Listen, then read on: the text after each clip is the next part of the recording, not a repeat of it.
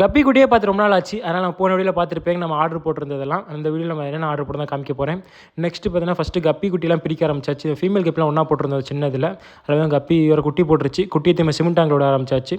Okay, mostly ஒரு 20 குட்டி கிட்ட போட்டுச்சு. அண்ட் ஆல்சோ இதில் பார்த்தீங்கன்னா ப்ரீடிங் கேஸ் செட் பண்ணியிருக்கோம். நம்ம ஃபீமேலுக்கு ஜாப்பனீஸ் ப்ளூ ஃபீமேல் நல்லா குட்டி போடுற மாதிரி வந்துச்சு. அது ப்ரீடிங் கேஸ் செட் பண்ணியிருக்கோம். ஸோ அதை குட்டி போட்டுன்னு தூக்கி உள்ளே விடுற மாதிரி.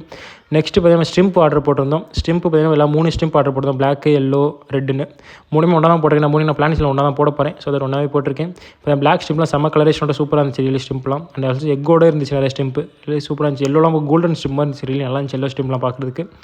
நெக்ஸ்ட்டு பார்த்தீங்கன்னா இதான் ஃபீமேல் இருக்குது. இதில் பார்த்தீங்கன்னா லைவ் பிளான்ஸ் போட்டு வச்சிருக்கோம். பார்த்தா உங்களுக்கு தெரியும். கப்பும்பா இதை சொல்லுவாங்க அந்த பிளான் பேர். அது போட்டு வச்சுருக்காங்க குட்டியில் ஒளிகிறதுக்கு. ஃபீமேல் கப்பி நல்லா கலரேஷனோட இருந்துச்சு.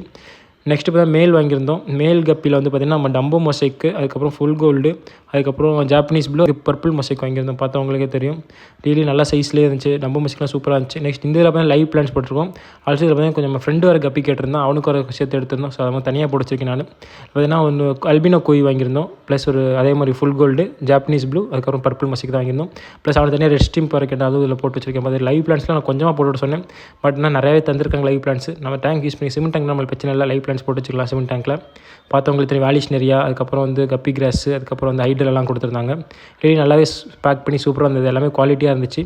நெக்ஸ்ட் அப்படி நம்ம கோய் பாண்டை பார்த்தோம். ஓகே, கோய் பாண்ட் ஃபுட்டு போட்டுட்டு ஓகே சார் மறக்காம சேனல் சப்ஸ்கிரைப் பண்ணிட்டு பாருங்கள். ஸோ தட் வந்து நெக்ஸ்ட் நம்ம என்னென்ன வாங்கணும்னு காமிக்கிறேன். அப்படியே கொய் பண்ணு ஃபுட்டை போட்டால் கொய் பண்ணலாம் வேறு லெவலில் சாப்பிட்டுச்சு. நெக்ஸ்ட்டு பார்த்தீங்கன்னா உள்ளே போய்ட்டு ஜாவா மாஸ் காமிக்கிறக்க வந்திருக்கேன். இதில் வந்து ஜாவா மாஸ் வாங்கியிருந்தோம். இது வந்து ட்ரிஃப்ட் வுட்டில் அட்டாச் பண்ணுவாங்க. ஸோ அது சூப்பராக இருக்கும். பாசம் முடிச்ச மாதிரி இருக்கும் ட்ரிஃப்ட் வுட்டு.